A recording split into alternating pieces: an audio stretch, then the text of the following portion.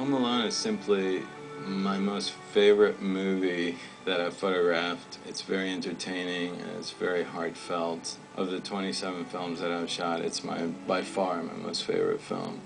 Where I went to see what was described as a little Christmas film, and I had no idea what to expect, and I was enchanted.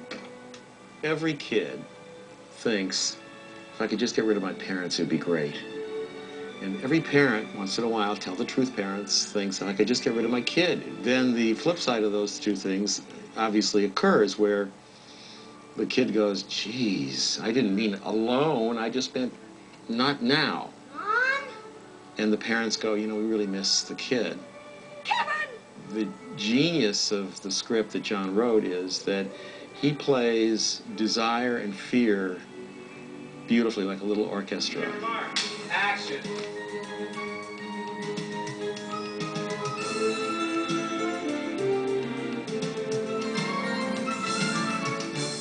This house is so full of people. It makes me sick. When I grow up and get married, I'm living alone. Did you hear me? I'm living alone. My problem in the film business is that I started with John Hughes, and so he would give me a script, I'd read, I go, oh, that's pretty good.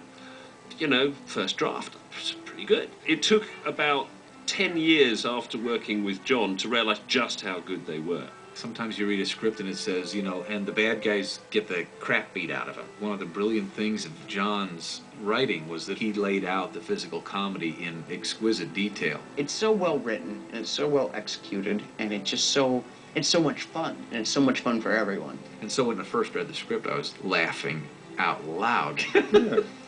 It was like a Stooges thing, but shot by shot. So he was incredibly detailed in his vision, and then Chris brought it to life shot for shot. The gags in the film were written in the script, and fairly specifically. At the same time, there were elements that didn't exist in the original script. The character of Marley, I don't think existed in the original screenplay. The movie originally ended with Kevin just saying, just hung around, freeze frame.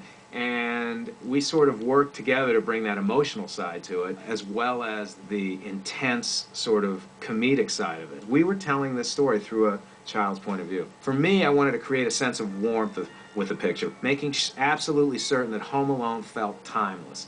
The wardrobe, the look of the picture, it had to have some elegance and give it some style. And Julio Macat came through brilliantly. It was a really exciting time for me because I was just starting out. I had done a very small feature before. I think that was the reason Chris interviewed me for the job. He saw a lot of stunts on my reel, which I think he liked.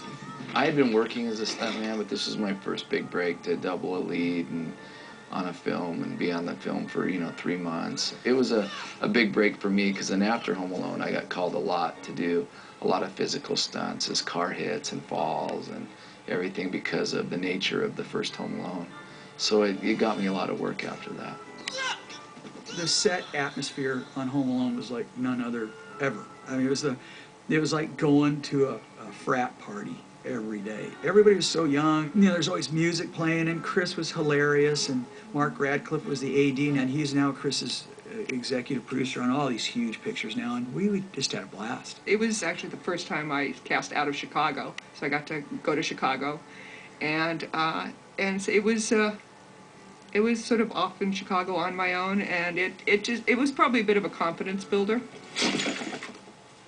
The Kevin character, I thought it really had to be cast well. It had to be somebody that you believe could take care of himself. You were afraid for him. This is the furnace. It's the scariest thing in the basement. You should see what it does to me.